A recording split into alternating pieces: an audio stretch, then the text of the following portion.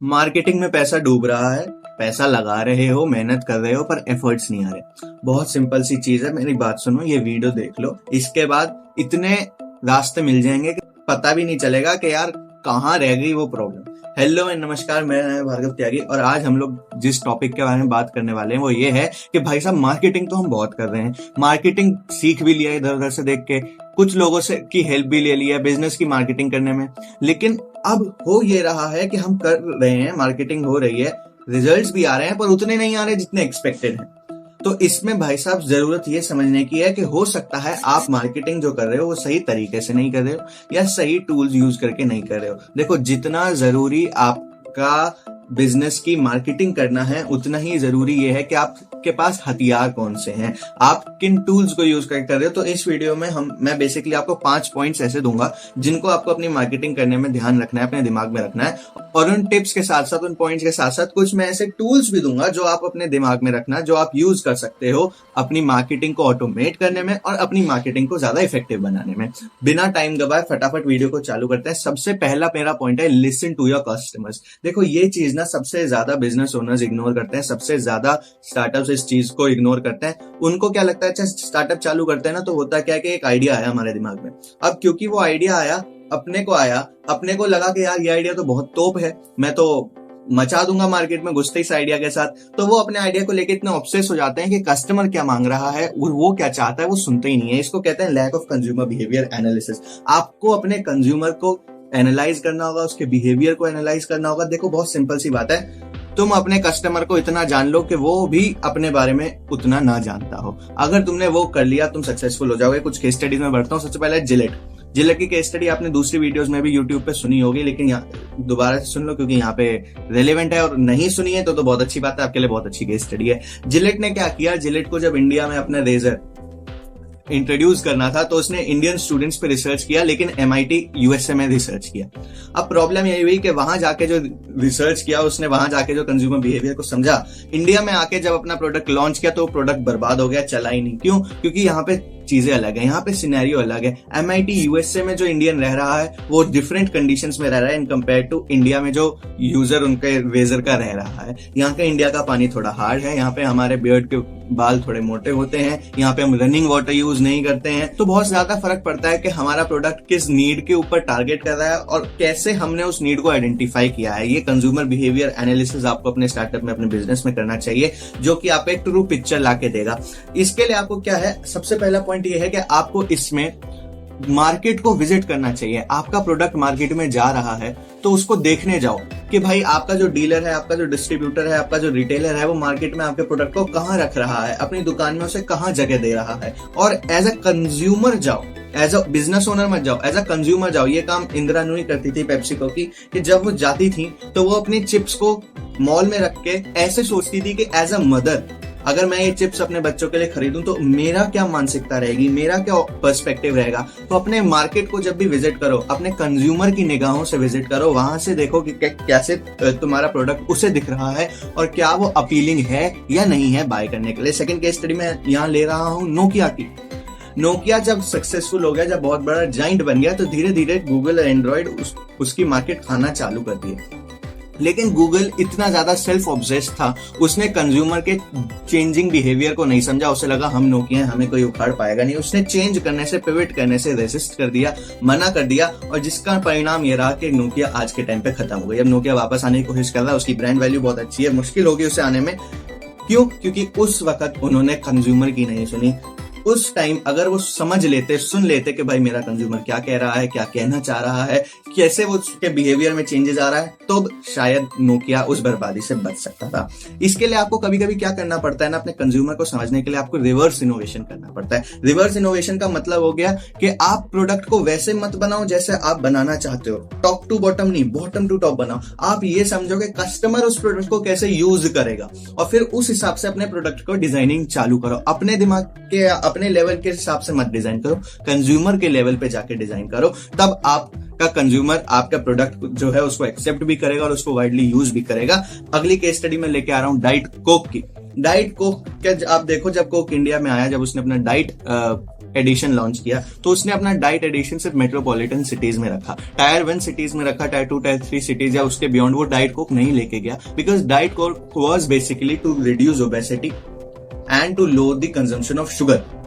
जहां तक कि हम देखें तो अभी इंडिया में ओबेसिटी उतनी ज्यादा प्रॉब्लम है नहीं, शुगर का इंटेक अभी हम लोग, भाई साहब अपनी मिठाई चलती है, हर खाने के बाद मिठाई चलती है, तो हमारे इंडिया में अभी उतनी टेंशन है नहीं, whereas in compare to USA, in compare to foreign western countries, obesity एक बहुत बड़ी प्रॉब्लम है। तो वहां पे वो डाइट कोक लेके आया, तो जब सक्सेसफुल हुई, जब इंडिया में डाइट कोक लेके आया, तो वो जानबूझ के उसे टायर 1 सिटीज के आगे नहीं लेके गया, बिकॉज अगर हमारे देश के टायर 2 टायर 3 सिटीज में जो लोग हैं वो फिजिकल वर्क वहां पे ज्यादा होता है, वहां पे अगर वो लोग थोड़ी बहुत शुगर भी कंज्यूम कर लेते हैं तो ज्यादा बड़ी दिक्कत की बात है नहीं। इसी के साथ अगली केस स्टडी में लेके आया हूं Johnson and Johnson. This is a very good case study about understanding and reading consumer behaviour. आप देखो, जब जॉनसन जॉनसन को इंडिया में आना था, जब जॉनसन जॉनसन को इंडिया में अपना लॉन्च करना था, तो उसके सामने टारगेट ऑडियंस उसने अपनी सेट करी मदर्स, ऑब्वियसली। अब अगर वो फादर्स को टारगेट करता तो एवरीवन नोज कि हम जो जेंट्स होते हैं वो इतनी ज्यादा परचेज या बाय करते नहीं है, शॉपिंग करते नहीं है अपने स्मॉल इन्फेंट के लिए, अपने छोटे बच्चे के लिए फादर्स लोग उतनी ज्यादा शॉपिंग करते नहीं है एज कंपेयर टू मदर्स। तो जॉनसन जॉनसन के लिए उसकी टारगेट ऑडियंस बहुत क्लियर थी कि उसको मदर्स को ही टारगेट करना है, और जब उसने मदर्स को टारगेट किया तो उसमें भी उसने सेगमेंट कर लिया कि मैं अर्बन मदर को, जो शहर में जो माँ रह रही है, मैं उसे टारगेट करूंगा। द रीजन बीइंग उनके प्रोडक्ट थोड़े से प्राइस में थोड़ा हाईली प्राइस थे, थोड़े कॉस्टली थे in compare to other alternatives जो मार्केट में थे। तो उन्होंने अर्बन मदर जिनकी कैपेसिटी थी बेचने की, उन्होंने उसको टारगेट किया। अच्छा, फिर इन्होंने समझा कि ये जो अर्बन मदर है ये रहती कहाँ है, मतलब in the sense on the mobile screen. तब उन्होंने देखा कि यार ये सोशल मीडिया पे टाइम बिता रहे हैं, इनका मेजॉरिटी ऑफ टाइम स्क्रीन पे जा रहा है। तब जब जॉनसन जॉनसन आया, जब जॉनसन जॉनसन को लॉन्च करना था, तो उसने शुरुआत अपनी सोशल मीडिया मार्केटिंग से करी, जहां पे वो अर्बन मदर्स को टारगेट करते हुए पेरेंटिंग टिप्स डालता था, जिसकी वजह से वो अर्बन मदर के दोस्त बन गया। धीरे धीरे ब्रांड जो है वो अर्बन मदर्स का दोस्त बन गया, और फिर जब उसके बाद उन्होंने अपना प्रोडक्ट लॉन्च किया तो दे वर इमीडिएटली सक्सेसफुल। ये केस स्टडी थी जहां पे आपको अपने कंज्यूमर के बिहेवियर को समझना सिखाया जाता है। तो आप भी जब अपनी बिजनेस की मार्केटिंग करो तो सबसे पहले उसमें ये बात ध्यान रखो कि कंज्यूमर को मैं बहुत अच्छे तरीके से समझूं। सेकंड पॉइंट है मेरा, invest on yourself. until and unless you spend some time on investing upon your skills, you spend some time investing upon your knowledge, it's utter nonsense or it's utter destructive in nature to go and do marketing for your business with the help of the third party. मैं आपको बताऊं, जब तक आप अपनी skills में, जब तक आप अपनी नॉलेज में इन्वेस्ट नहीं करोगे, तब तक आपका बिजनेस भी बड़ा नहीं होगा, बिकॉज आपका business is directly proportional to what you are the founder, you are the creator of that business. तो आपका बिजनेस तभी बड़ा होगा जब आप बड़े होगे, नॉट इवन फिजिकली, मैं फिजिकली बात नहीं कर रहा हूं, but at an intellectual level also. तो यहाँ पे मैं आपको कुछ टूल्स बता देता हूँ, कुछ साइट्स बता देता हूँ, कुछ प्लेटफॉर्म बता देता हूँ, जहां पे आप जाके फ्री या पेड कोर्सेज कर सकते हो और अपनी मार्केटिंग की नॉलेज इंक्रीज कर सकते हो। कोर्सेरा एक है, अपग्रेड है, स्किल शेयर है, ग्रेट लर्निंग है, यूडेमी है, ऐसे आप कई सारे कोर्सेज हैं। आप कहोगे तो मैं आप अलग से इस पे वीडियो बना दूंगा, 20-25 प्लेटफॉर्म आपको बता दूंगा, जहां से जाके आप अपने बिजनेस के सिर्फ मार्केटिंग नहीं, बट अलग अलग सेक्टर के डोमेन्स, अलग अलग डोमेन्स के कोर्सेज जाके वहां पे कर सकते हो, वहां से सीख सकते हो और अपनी स्किल्स और नॉलेज पे सबसे ज्यादा इन्वेस्ट करो। अक्सर ये पॉइंट निगलेक्ट हो जाता है, but it is the most important point in marketing. Third point में लेके आ रहा हूं, use social media to engage with the customers. Use social media to engage का मतलब क्या है? हम लोग अभी गलती ये करते हैं कि हम लोग सोशल मीडिया को यूज करते हैं टू प्रमोट आवर बिजनेस। नहीं, वो तरीका गलत है। आप अगर देखो, आपका कस्टमर, आपका प्रमोशन तो आप वैसे भी कर रहे हो ना, तो आपका कस्टमर आपको हर जगह माल बेचते हुए देख रहा है, तो अगर आप सोशल मीडिया पे भी माल ही बेचोगे तो it is not different to what you are doing outside. आप बाहर क्या कर रहे हो उससे आपका सोशल मीडिया अलग नहीं है, तो आपको बाहर जैसे रिजल्ट मिल रहे हैं आपको अंदर भी वैसे, अंदर मतलब सोशल मीडिया में भी फिर वैसे ही रिजल्ट मिलेंगे। तो अगर आपको अपने सोशल मीडिया का गेम एज करना है, उसको इफेक्टिव बनाना है, तो मेरी बात समझो, सोशल मीडिया पे प्रमोट मत करो, अपने कंज्यूमर के साथ एंगेज करो। आज के टाइम पे आपको देखने की जरूरत है क्या सबसे ज्यादा चल रहा है। मेरी बात सुनो, वीडियो जो है ना, वीडियो कंटेंट 8.7% आज आपको ऑर्गेनिक रीच देके जाता है। वीडियो कंटेंट सबसे ज्यादा आजकल चल रहा है। यूट्यूब ने भी शॉर्ट्स को मोनेटाइज किया है, आपका इंस्टाग्राम ने भी रील्स को बोनस लॉन्च उस पे अनाउंस कर दिया है, फेसबुक भी मोनेटाइजेशन पॉलिसी लाने की कोशिश कर रहा है, सब सारे प्लेटफॉर्म्स, टिकटॉक की सक्सेस के बाद सारे प्लेटफॉर्म सब माइक्रो वीडियो पे, माइक्रो ब्लॉगिंग पे, आपकी वीडियोज पे फोकस कर रहे हैं और उनको ज्यादा से ज्यादा ऑर्गेनिक रीच दे रहे हैं। तो वीडियो इस टाइम बहुत ज्यादा डिमांड में है, बहुत ज्यादा बूम कर रहा है। उसके बाद आता है स्टेटस, जो कि 5.8% चल रहा है। फिर लिंक्स जो आप अपने प्रोफाइल में डालते हैं या पोस्ट में डालते हैं, जो कि आपको 5.3% का ऑर्गेनिक ट्रैफिक देके जा सकती है। लास्ट में आता है फोटोज, जो कि आपको 3.7% का ऑर्गेनिक ट्रैफिक देके जाती है। यू कैन नॉट स्विच, ऐसा नहीं हो सकता कि भाई आप देख लो ना, वीडियो 8.7 था, फोटो 3.7 है, सीधा सीधा 5% का अंतर हो गया, बहुत बड़ा डिफरेंस है। You can not substitute a video with a photo, ये नहीं है, हर चीज की अपनी अलग इंपॉर्टेंस है, ध्यान दो। अच्छा, क्यों सोशल मीडिया पे क्या कर सकते हो आप, कैसे आइडिया? लोगों को सोशल जस्टिफिकेशन चाहिए। सोशल जस्टिफिकेशन मतलब उनको दिखाओ कि भाई तुम्हारे जैसे ही औरों ने सामान खरीदा है हमसे और उनको फायदा हुआ है। देखो, हमारी मेंटालिटी क्या होती है ना, कि जब तक कोई और खरीद के उस पर वैलिडेट नहीं कर देता, हम अपना इनिशियल स्टेप नहीं लेते खरीदने के लिए। कोई हमें रिकमेंड कर दे, कोई दोस्त या फैमिली वाला हमें बोल दे कि यार मैंने वहां से माल खरीदा था, बहुत अच्छा था, तो हम लोग टेंड करते हैं कि हम अगली बार उसकी दुकान पे जाके वहीं से माल खरीदें, क्योंकि हमारे पास एक जस्टिफिकेशन है। तो सोशल जस्टिफिकेशन बहुत ताकतवर हथियार है, वो बहुत ज्यादा यूज करते हैं लोग। आप एक काम करो, जितने भी क्वेश्चन आपके कस्टमर के आपको लगता है, क्योंकि आप बाहर मार्केटिंग कर रहे हो, आप बाहर सेल्स कर रहे हो, जितने भी कस्टमर्स के क्वेश्चन आपके पास इकट्ठे करे हुए हैं, उनको आंसर कर दो इन एडवांस। इन एडवांस मतलब इससे पहले वो कस्टमर सोशल मीडिया पे आपसे उस सवाल पूछें या उस सवाल का जवाब मांगे, आप खुद ही उसका आंसर कर दो। इससे आपको रीच मिलेगी, क्योंकि अगली बार जब कोई बंदा उस सवाल का जवाब ढूंढ रहा होगा तो आपका आंसर ऑलरेडी वहां पे होगा उसको सेटिस्फाई करने के लिए। अच्छा, और इंगेज करने के लिए आपको क्या करना है, आपको ओपन एंडेड क्वेश्चन पूछना है। ओपन एंडेड क्वेश्चन मतलब ऐसे क्वेश्चन पूछो जिनका जवाब आप कस्टमर से मांगो, खुद मत दो, ओपन छोड़ दो क्वेश्चन को और उसका जवाब कस्टमर से मांगो, ताकि कस्टमर नीचे कमेंट सेक्शन में आके आपके साथ इंटरैक्ट करे। जितना वो आपके साथ एंगेज होगा उतनी आपकी ब्रांड वैल्यू के लिए अच्छा है। फोर्थ पॉइंट में अपने इस वीडियो के जा रहा हूं, वो है use SEO to drive traffic. यहाँ पे मैं बात करूंगा सोशल मीडिया एसईओ और वेबसाइट एसईओ की। सबसे पहले मैं बात करता हूँ social media SEO. Social media SEO की मैं बात करूं तो सबसे ज्यादा इंपॉर्टेंट है आपका बायो। आपकी प्रोफाइल्स पे क्या आप बायो लगा रहे हो, इंस्टाग्राम पे क्या बायो लगा रहे हो, फेसबुक पे क्या बायो लगा रहे हो, और अगर आप अदर प्लेटफॉर्म्स पे हैं तो आपका बायो सबसे ज्यादा इंपॉर्टेंस होल्ड करता है। फिर लिंक्स आपकी सबसे ज्यादा इंपॉर्टेंस होल्ड करती हैं, जो आपके प्रोफाइल में आप अटैच करते हो। यूजर नेम, भाई यूजर नेम तो गेम चेंजर है, क्योंकि जब भी कोई बंदा ढूंढ रहा होगा, जब भी कोई बंदा सर्विसेज अपने आसपास ढूंढ रहा होगा, यही यूजर नेम आपको उसकी आंखों के सामने उसकी स्क्रीन पे ले जाएगा। और लास्ट में आता है आप जो हैशटैग्स यूज कर रहे हो, वो सबसे ज्यादा इंपॉर्टेंट है।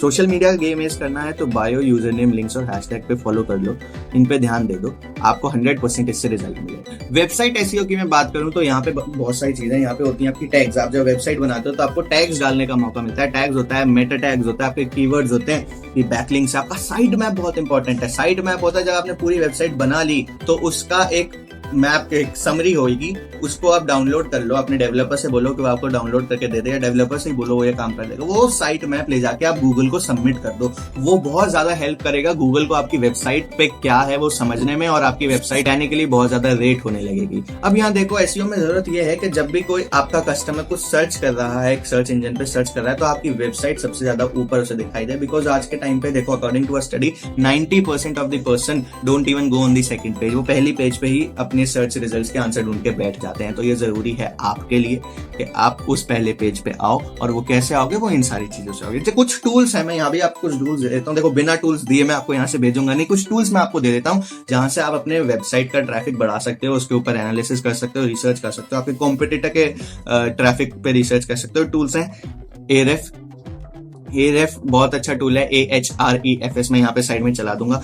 बज सुमो एक बहुत अच्छा टूल है आपका, SEMrush एक बहुत अच्छा टूल है, गूगल सर्च कंसोल एक बहुत अच्छा टूल है, और उबर सजेस्ट बाय नील पटेल बहुत अच्छा टूल है। मैं एक बार क्लैरिफिकेशन दे दूं कि ये वीडियो जो है वो किसी ने भी स्पॉन्सर नहीं की है, इट्स एन अनस्पॉन्सर्ड वीडियो। तो जो भी टूल्स या प्लेटफॉर्म मैं आपको बता रहा हूं, that is purely dependent upon my research. तो कहीं भी ऐसा नहीं है कि यार कुछ बुरा भी होगा तो मैं प्रमोट कर दूंगा बिकॉज उसने पैसे दिए, because the video is not sponsored. Last मैं अपने 5th पॉइंट पे आ रहा हूं, जो कि है आपका सेगमेंट योर ऑडियंस। आपको अपनी ऑडियंस को डिवाइड करना है इन डिफरेंट ग्रुप्स। ताकि आप हर किसी को अलग अलग तरीके से मार्केट कर पाओ। देखो, if you are marketing to everyone, that means you are marketing to no one, because हर बंदे की नीड अलग है, हर बंदे का पर्सोना अलग है, हर कस्टमर का लेवल अलग है। कोई कस्टमर बस तैयार बैठा है आपसे माल खरीदने के लिए, आपको ऑफर दे दो वो खरीद लेगा।